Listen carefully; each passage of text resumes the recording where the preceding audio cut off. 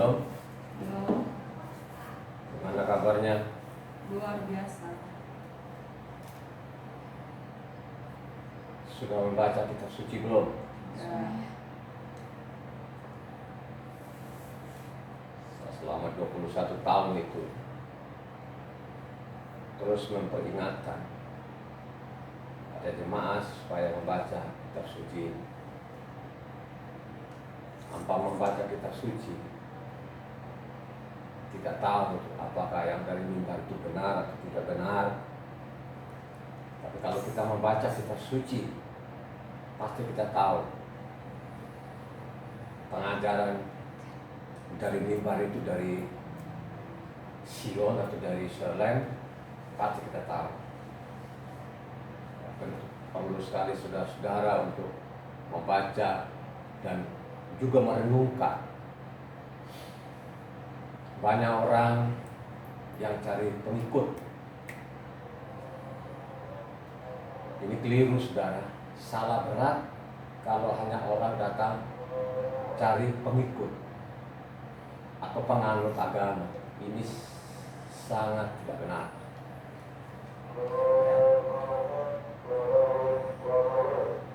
Yang benar itu cari akan pendengar, cari orang yang melakukan firman, yang merenungkan firman. Banyak sekali kan di dunia ini. Mereka tidak peduli itu. Mereka cari pengikut. Tapi ingat baik-baik, ya. Cari pengikut boleh-boleh saja, tapi bukan hanya pengikut, tapi dia harus memahami kitab suci dulu juga. Mendorong orang ini supaya dia membaca dan membaca kitab suci. Karena itu saja, tidak ada yang lain. Karena itu hari ini ada 3 kelompok manusia. Ada 3 kelompok yang berbeda-beda. Berbeda pemahamannya, saudara. Hari ini pembacaan kitab suci terambil dari Matitia 13. Matitia 13 ayatnya 3 sampai 8. Silakan dibaca. Jadi sekali lagi, Matitia 13 ayatnya 3 sampai 8. Silakan dibaca. Dan ia mengucapkan banyak hal dalam perumpamaan kepada mereka. Katanya, adalah seorang penabur keluar untuk menabur. Pada waktu ia menabur, sebagian benih itu jatuh di pinggir jalan, lalu datanglah burung dan memakannya sampai habis. Sebagian jatuh di tanah yang berbatu-batu, yang tidak banyak tanahnya, lalu benih itu pun segera tumbuh karena tanahnya tipis. Tetapi sesudah matahari terbit, layulah ia dan menjadi kering karena tidak berakar. Sebagian lagi jatuh di tengah semak duri, lalu makin besarlah semak itu dan menghimpitnya sampai mati. Dan sebagian jatuh di tanah yang baik lalu berbuah, ada yang 100 kali lipat, ada yang 60 kali lipat, ada yang 30 kali lipat. Terima kasih. Jadi ini ada 3 golongan manusia. Ada 3 kelompok atau 3 golongan manusia. Manusia pertama tadi itu datang di tempat ibadah. Mungkin dia kurang tidur di rumah, sampai tempat ibadah dia tidur. Akhirnya tidak tahu apa-apa, saudara. Orang tidur itulah yang disukai oleh namanya iblis. Orang tidur itu disukai sekali, maksudnya tidur dalam tempat-tempat ibadah. Ya, tidur dalam sharing itu. Pada waktu membaca kitab suci, tiba-tiba orang ngantuk, itu disukai oleh iblis, saudara. Kenapa disukai? Supaya orang itu tidak memahami isi kitab suci. Ya. Ini ditulis oleh 3 penginjil. Penginjil Matitia, penginjil Markus, dan penginjil Luka. Ketiga penginjil ini, kalau penginjil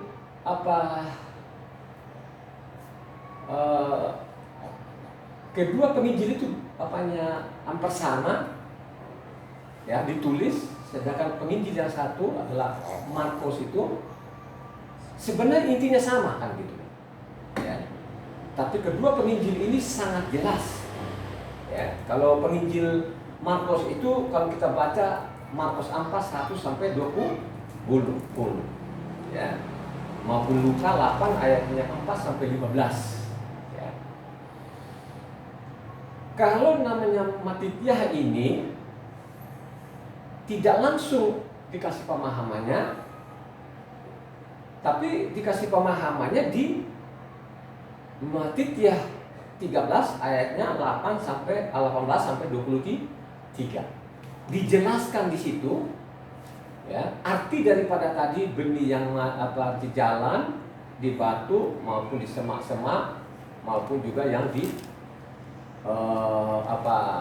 tanah yang baik ya. Jadi 4 kelompok, bukan 3 kelompok, 4 kelompok ya. Kelompok pertama tadi yang di jalan, kelompok kedua namanya di batu-batu, kelompok 3 adalah di semak-semak, kelompok 4 ada di tanah yang baik ya. Banyak sekali orang ya, karena ini tidak sambung tadi dikasih pemahamannya, jadi mereka baca dari tadi yang dibacakan Matitiah 13 ayatnya 3 sampai 8 ya. Kalau mereka baca di sana nanti penjelasannya gitu loh, penjelasan dari arti firman Tuhan tadi yang dibaca tadi 8 sampai 3 sampai 8 ya. Sangat jelas ya. Ayat 23 mengatakan apa? Ya. Coba ayat 23 apa? Yang ditaburkan di tanah yang baik ialah orang yang mendengar firman itu dan mengerti, dan karena itu ia berbuah, ada yang 100 kali lipat, ada yang 60 kali lipat, ada yang 30 kali lipat. Jadi yang kegolongan 4 tadi ini apa? Ya, mendengar dan mengerti, memahami lah kan begitu ya. Nah inilah ya yang digoreng habis saudara. Digorenglah dari mimbar ini ya. Sebelum dulu saya baca kitab suci tahun 2000 itu ya, sama deh dengan jemaat yang lain ya. Begitu menggebu-gebunya dari mimbar mereka ini kan begitu, kalau lihat saudara ada yang 30 dan 60 dan 100. Inilah yang digoreng-goreng saudara, digoreng habis kan gitu kan ya. Saya tahu betul-betul waktu digoreng ini di depannya itu pasti ini nggak pernah baca kitab suci. Dan kalau baca pun mungkin tidak pahami, ya. Kalau kita baca selanjutnya tadi habis 8 terusnya tadi kan benar nubuatan Yesaya ini bangsa ini, ya. Benar nubuatan Yesaya, ya. Mereka melihat dan melihat, ya. Mereka mendengar dan mendengar tapi tidak memahami, kan begitu ya. Benar nubuatan Yesaya, bayangkan saja itu nubuatan Yesaya sampai dia datang lagi di bumi ini menjadi manusia, Yahweh itu menjadi manusia, mungkin geleng-geleng kepala saudara ya. Jadi bangsa ini luar biasa ya. Bayangkan aja dari Yesaya itu nubuatkan, ternyata bangsa ini waktu Tuhan datang di bumi ini mereka tidak memahami ya, mereka tidak mengenal Tuhan. Kenapa mereka tidak mengenal Tuhan? Ya, kenapa mereka tidak mengenal Tuhan? Ya, kalau mungkin orang Yahudi di sana dengan orang kita ini beda saudara ya. Ya, karena mereka dulu ada anak. Ya, kalau kita ini nggak ada kata anak di dalamnya, tidak ada saudara. Ya, mereka itu adalah anak kan begitu kan. Sampai waktu datang di bumi, ya. Mencari domba-dombanya tadi yang hilang tadi ini, geleng-geleng kepala. Yang geleng-geleng kepala ini siapa? Ini adalah imam-imam saudara.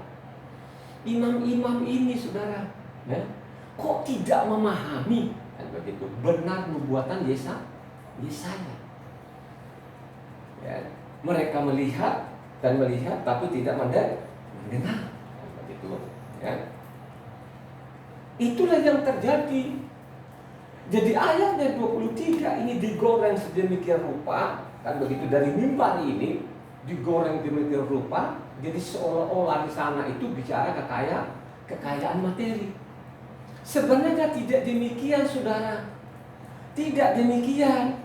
Kalau kita baca hampir sama dengan Luka, coba Luka 8 ayat 15, karena itu juga tanah yang disubur, ya, sama dengan Matithia dengan Luka ini tidak bicara kekayaan, ya, tapi kekayaan yang dimaksud itu apa? Baca. Yang jatuh di tanah yang baik itu ialah orang yang setelah mendengar firman itu menyimpannya dalam hati yang baik dan mengeluarkan buah dalam ketekunan. Jadi sesudah mendengar firman itu, ya kan, dia menyimpan dalam hatinya, ya. Ya. Tapi kalau dari mimbar ini digoreng habis, saudara, digoreng sedemikian rupa, sampai meledak, gitu. Ya, bawalah saudara, ya, bawalah uangmu, bawalah hartamu, ya, digoreng sedemikian rupa. Ya. Yang digoreng itu, ya, adalah tadi ayatlah 23 Matithia 13 ayat 23. Jadi seolah-olah itu kalau kamu bawa hanya 1.000, berarti berapa? Kalau 100% berapa? 100.000 kan gitu kan? Ya. Hanya kamu 100.000, coba kamu bawa 1 juta, ya. Kalau jadi 1 juta jadi berapa? Kalau 100%, ya, berarti 100 juta, saudara, kan begitu kan? Ya, berarti 100 juta. Inilah yang digoreng sedemikian rupa, ya, digoreng sedemikian rupa, kan begitu. Saya sudah tahu digoreng ini untuk apa, ya kan? Ya, keuntungan apanya? Untuk si pengkhotbah lah, mau siapa lagi, ya. Makanya dari dulu sering saya menyimak itu, misalnya perpuluhan, ya, perpuluhan itu mereka tidak ambil dari bilangan, mereka tidak ambil dari ulangan, gitu kan? Mereka ambil dari Maliaki. Maliaki juga tidak dibaca yang lengkap, ya, tapi dibaca saja namanya Maliaki 3, khususnya ayat 10, kan? Gitu. Dipotong, saudara, ya. Ya, inilah yang terjadi, yang ya sampai sekarang ini berjalan. Sampai sekarang ini berjalan. Digoreng sedemikian rupa, kan begitu? Ya. Yang tadi tanah yang subur tadi itu ada 30, 60 dan 100. Seolah-olah itu masalah persembahan, masalah kekayaan, ya. Ini yang ngawur, saudara. Banyak sekali yang ngawur. Loh, sekarang yang di mimbar ini siapa? Apakah mereka tidak sekolah?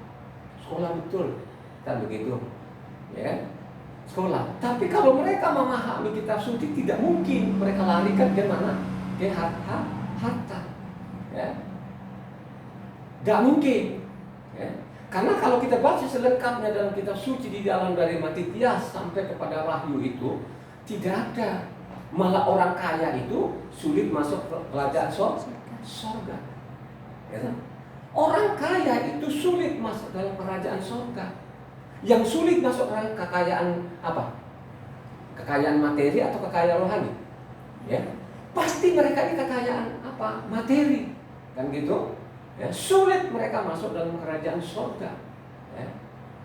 Terus apa yang dimaksud tadi itu? 30, 60, 100, kan begitu. Inilah yang dari awal, ya, sesudah saya mengenal kebenaran itu, setiap orang itu saya dorong supaya dia membaca, ya. Jangan saudara ini mencari pengikut, gitu. Jangan cari pengikut, saudara, ya. Kalau engkau cari pengikut, coba baca satu, ya. Matithia 23 ayat 15. Coba. Jadi kita ini bukan cari pengikut, cari pendengar, cari pelaku firman. Baca Matithia 23 ayat 15.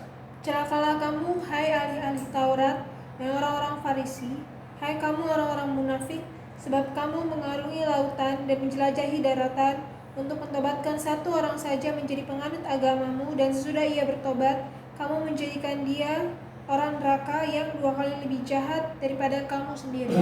biasa saudara, ya kan? Kamu cari pengikut kamu menyeberang laut, darat, dan lain sebagainya. Akhirnya kamu jadikan dia lebih jahat dari kalian ini, 2 kali lipat lebih jahat. Yang dia katakan jahat ini siapa saudara? Ya kan? Makanya 23 ini dibaca selengkapnya saudara. Dikecam yang namanya yang punya titel-titel ini, ya. Karena yang punya titel-titel inilah yang membelokkan namanya kebenaran. Dibelokkan kebenaran saudara, ya tak? Dari awal ini mereka keluar dari Misraim itu, ya tak? Sampai Maliaki di sana, siapa yang membelok-belokkan orang ini? Yang membelokkan orang, yang memperkosa, yang mencuri ini kan bukan orang-orang biasa. Ini orang-orang namanya terpelajar saudara, ya. Yang juga pun di Matius 23 ini kan bukan orang-orang biasa. Ini orang-orang terpelajar saudara. Dikecam itu, celakalah kamu, celakalah kamu, celakalah kamu, ya. Kamu mengarungi lautan, daratan, kamu cari pengikut. Akhirnya apa? Dia lebih jahat dari kalian, ya. Jadi kita ini bukan cari pengikut, ya. Cari orang-orang yang mendengar firman Tuhan, yang membaca firman Tuhan. Itu yang dimaksud di dalamnya, ya. Tidak bicara masalah 4 golongan manusia ini. Golongan pertama tadi dia datang ibadah, dia ngantuk aja. Sudah tidak pernah membaca kitab suci dari lahirnya juga mungkin sampai matinya, ya kan? Dan sebelum dia mati nih dia datang di situ kan, ya, dipindahkan tempat tidur, ya, dia pindah tempat tidur sampai tempat ibadah dia ngantuk kan gitu. Akhirnya apa? Ya, iblis mengambil. Begitu juga lah yang di batu-batu. Yang di batu-batu ini tidak berakar katanya, ya. Dia tunggu sebentar, kan begitu, akhirnya dia tidak berakar. Data penindasan dia murtad, ya toh? Nah, seolah-olah penindasan fisik itu belum tentu saudara, ya. Penindasan bermacam-macam, tapi kalau dia berakar, kalau kita berakar, biarpun penindas dan lain sebagainya, ya, dia tidak akan goyah, kan begitu, ya. Sehingga saya mengatakan harus membaca, bacalah kitab suci ini. Kalau engkau tidak membaca, nah itulah akibatnya tadi. Digorenglah namanya. Tadi masalahnya tanah yang subur, digoreng sedemikian rupa, ya. Nah kalau saya ini jadi pendengar, waduh saya bilang ini orangnya luar biasa, kejahat, itu jahat saudara, ya. Digoreng sedemikian rupa, ya. Akibatnya ada kok orang dari lahir sampai mati juga nggak pernah baca kitab suci. Apa isi kitab suci itu nggak tahu, ya, ikut saja, ya. Bayangkan saja ini kan, ya, di dalam satu kelompok ini kan, apa yang dari mimbar ini udahlah terima saja. Tidak demikian, ya. Makanya perlu sekali saudara itu baca, ya. Kalau engkau tidak baca, ya, lihat saja kan orang Yahudi. Para Yahudi sampai saat ini apa yang terjadi? Ya, Taurat itu nomor 2, yang nomor 1-nya Talmudnya, ya. Talmudnya ini dengan Taurat tebal sekali namanya Talmud. Itu tafsiran mereka kan begitu. Akhirnya apa? Yang diangkat-angkat sekarang Talmud kan begitu. Nah sekarang orang-orang Kristen yang diangkat-angkat apa? Apanya? Kitabnya apa siapa? Ya? Kitabnya bapak gerejanya saudara. Bukan bapak gerejanya ini adalah Matitia, ada namanya Markos, ada namanya Luka, ada namanya Yohanan, ya. Itulah bapak gereja kita, gitu. Ada namanya Rasul Saul, itu bapak gereja kita, ya. Sehingga Rasul Saul mengatakan gitu kan, ya. Kalau ada yang berbeda, Injil yang berbeda, ya, sekalipun kami atau kami teman-teman saya maupun malaikat, ya, berbeda yang kami beritakan, terkutuklah. Kata Galatia apanya 1 ayatnya 8-9. Silakan baca. Ya. Tetapi sekalipun kami atau seorang malaikat dari sorga yang memberitakan kepada kamu suatu Injil yang berbeda dengan Injil yang telah kami beritakan kepadamu, terkutuklah dia, Seperti yang telah kami katakan dahulu, sekarang kukatakan sekali lagi, jikalau ada orang yang memberitakan kepadamu suatu Injil yang berbeda dengan apa yang telah kamu terima, terkutuklah dia. Supaya kita tahu ini apakah Injil yang tertulis di dalam dengan yang dari mimbar itu sinkron gak? Ya. Kalau engkau tidak baca, ya, ada kemungkinan ditipu, dibohongi. Ya, contohnya tadi yang apanya ayatnya yang Matius 13 tadi ini, ya, ayat 23, ya, orang yang memahami, orang yang mengerti. Begitu juga Luka.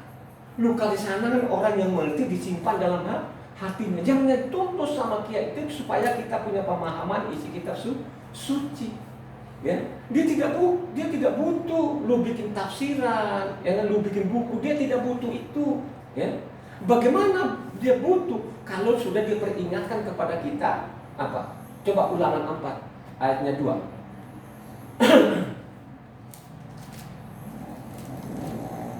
Ya, dia tidak butuh lu bikin buku. Baca saja ini yang dia mau. Tuhan yang mau dibaca saja. Baca apanya Ulangan 4 ayatnya 2. Janganlah kamu menambahi apa yang kuperintahkan kepadamu, dan janganlah kamu menguranginya. Dengan demikian kamu berpegang pada perintah Yahweh Tuhanmu yang kusampaikan kepadamu. Jangan menambahi, jangan mengurangi. Jangan tambahi, jangan mengurangi. Ini diperingatkan gitu loh, ya. Kita hanya baca saja apa yang diperintahkan, makanya lakukan, ya. Lakukan saja, ikuti saja, kan begitu. Jangan digoreng-goreng. Ulangan 12 ayatnya 32. Sepakat kan?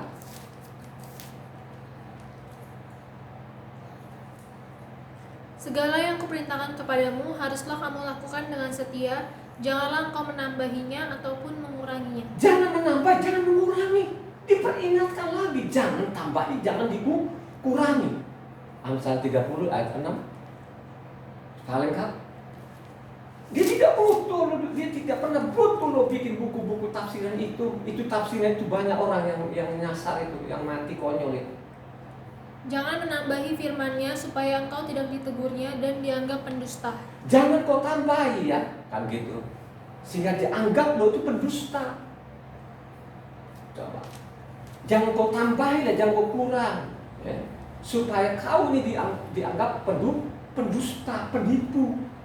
Banyak sekali penipu-penipu sekarang ini yang dari mimbar ini, ya, ditipulah orang, ya kan? Bagaimana tidak tipu di dalam kan nama Tuhan aja diganti, nama Rasul diganti, nama Nabi diganti. Mereka enak-enak saja kok teribut-ribut masalah nama. Ini adalah penipu-penipu ini. Baca Wahyu 22 ayatnya 18 sampai 19.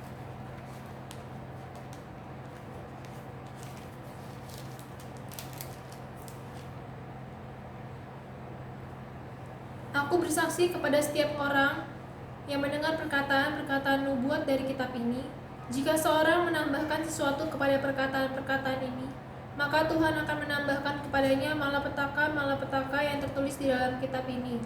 Dan jikalau seorang mengurangkan sesuatu dari perkataan-perkataan dari kitab nubuat ini, maka Tuhan akan mengambil bagiannya dari pohon kehidupan dan dari kota kudus, seperti yang tertulis di dalam kitab ini. Catat baik-baik.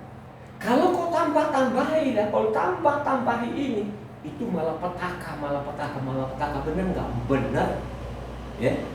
Banyak orang yang sok tahu, saudara, ya. Banyak yang sok tahu, dirubah-rubah, ditambah-tambah, dikurang-kurangi. Ya, kalau kau kurangi, ya, jangan kau berharap-harap itu kau memperoleh namanya kehidupan. Dia tidak butuh, dia butuh itu. Baca saja kitab suci, ikuti saja apa yang diperintahkan, ikuti saja. Jangan digoreng-goreng. Kalau digoreng-goreng itu, apa yang terjadi? Ya, kan begitu. Tidak bicara namanya kekayaan materi, gitu. Yang dimaksud itu kita punya pemahaman. Pemahaman itu adalah kekayaan. Ya. Pemahaman atau hikmat itu adalah namanya kekayaan. Baca Yesaya 33 ayat 6.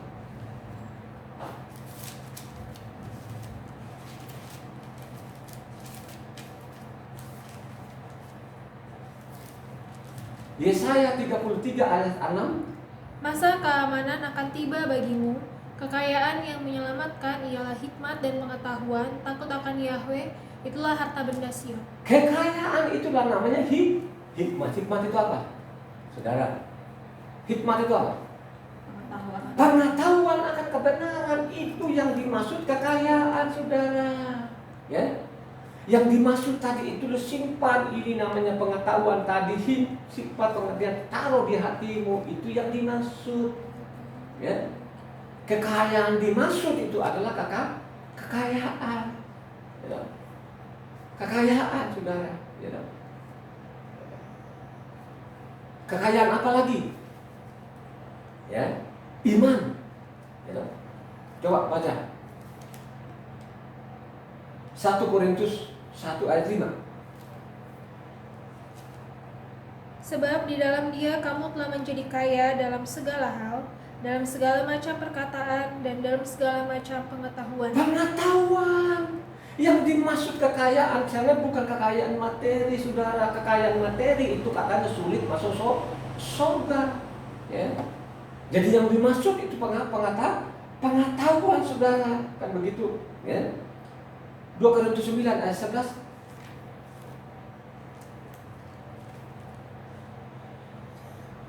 Kamu akan diperkaya dalam segala macam kemurahan hati yang membangkitkan syukur kepada Tuhan oleh karena kami. Kekayaan yang dimaksud di dalam itu adalah kemurahan. Ya. Kemurahan, saudara. Ini jangan digoreng-goreng. Ya. Dari dulu namanya perpuluhan digoreng, tidak pernah mereka baca, khususnya namanya Ulangan 26 ayat 12 dibilang tidak pernah mereka mau baca dari situ. Kalau mereka baca dan suka ketahuan nanti perpuluhan untuk apa. Tapi mereka pakai namanya melihat mereka meledak itu digoreng-goreng, saudara. Ya. Untuk apa? Ya untuk pokok banyak. Ya, akhirnya berpoyak-poyak. Ya. Ya. Di dalam isi kitab suci di dalam tidak pernah disuruh untuk kau berpoyak-poyak. Ya. Kau pakaian mewah dan lain sebagainya. Malah sebaliknya. Ya, seorang pengkhotbah pengajar itu harus menjadi teladan. Dan begitu harus sederhana. Ya, suka membagi, memperhatikan orang-orang miskin, kan seperti itu, kan begitu. Ya. Baca Kolose 2 ayatnya 3.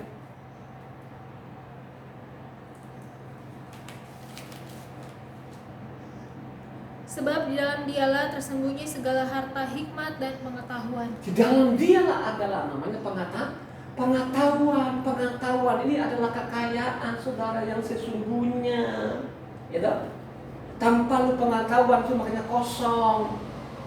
Ya, dia tidak butuh lu punya kekayaan, dia tidak butuh lu punya harta benda, dia tidak butuh. Dia butuh Tuhan itu harus memiliki pemahaman yang benar. Jangan digoreng-goreng.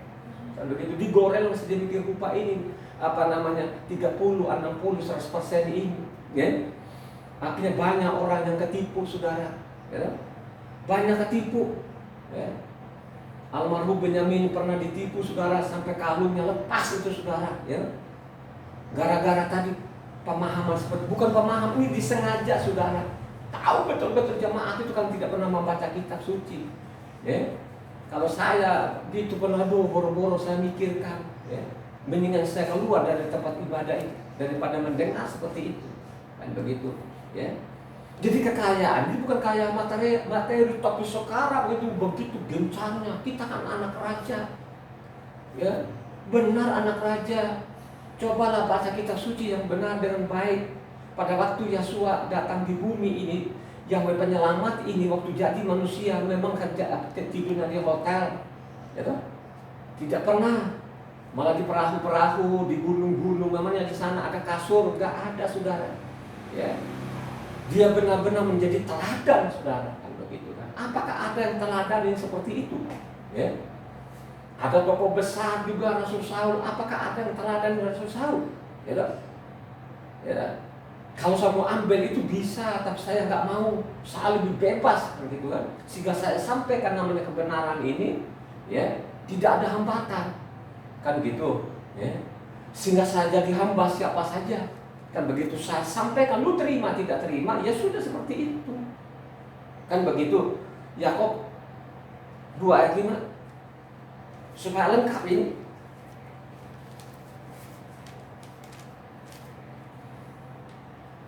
Dengarkanlah, hai saudara-saudara yang kukasihi, bukankah Tuhan memilih orang-orang yang dianggap miskin oleh dunia ini untuk menjadi kaya dalam iman dan menjadi ahli waris kerajaan yang telah dijanjikannya kepada barang siapa yang mengasihi Dia?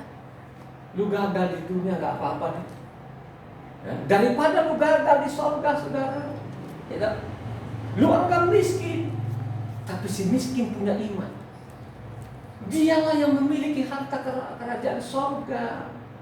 Ya, itu yang dimaksud di dalamnya. Tidak bicara namanya harta benda. Di harta benda ini sudah tahu saudara, Salomo itu saudara kaya raya. Ya, mungkin emasnya berton-ton. Cari yang lebih kaya lagi dari Salomo sampai saat ini mungkin tidak ada saudara. Ya, apa yang terjadi? Terjungkal saudara. Kurang apa namanya Salomo ini? Salomo ini begitu luar biasanya, akhirnya terjungkal juga. Ya, terjungkal dalam kebenaran, ya, menyimpang dalam kebenaran, tinggalkan Tuhan.